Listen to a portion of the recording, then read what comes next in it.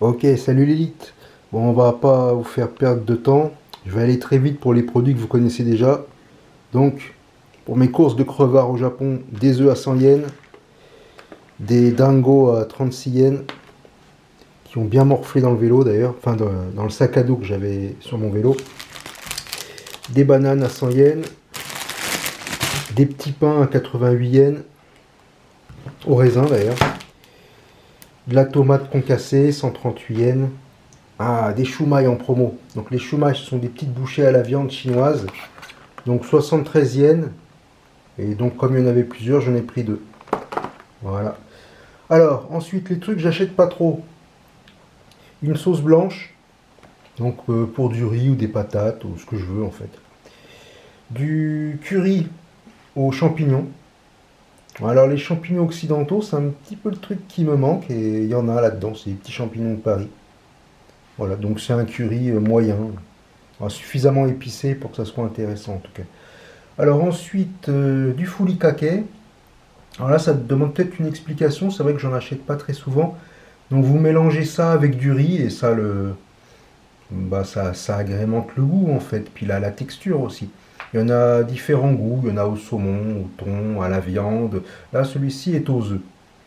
Voilà. Alors ensuite, buta kimchi. Alors ça, ils appellent ça charan no moto. C'est en fait une préparation pour faire du riz cantonais. Il y a plein de types de riz cantonais. Il y en a aux crevettes, aux crabes, aux porcs. Alors celui-ci, c'est porc et kimchi. Donc kimchi, ce sont des... Alors haksai, c'est chou chinois macéré dans des épices. Donc c'est assez fort. Alors la technique, elle est simple. Vous prenez du riz, vous faites cuire. Une fois qu'il est prêt, vous attendez un petit peu, vous prenez une poêle, vous mettez de l'huile.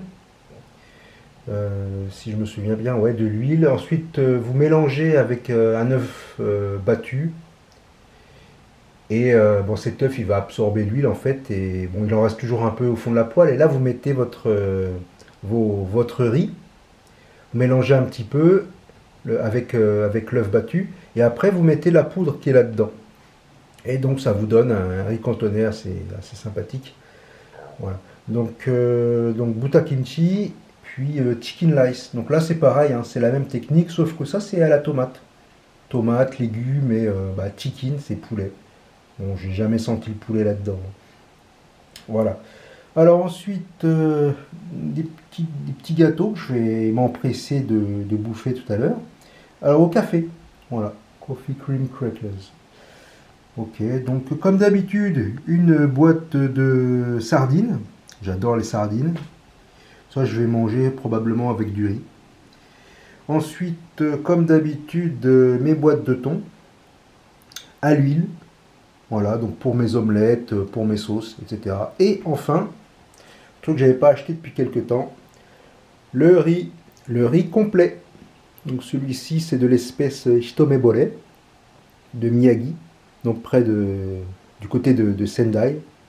Voilà, donc ça me prend comme ça par moment. J'ai des moments où je mange des pâtes quasiment toute la semaine, des moments où je mange du riz, puis bon, j'étais un peu gavé par le riz, puis là ça me reprend. Donc c'est parti pour une semaine de riz. Bon, pas tous les jours non plus, mais presque. Voilà. Ok, donc c'est tout pour aujourd'hui. Allez, salut!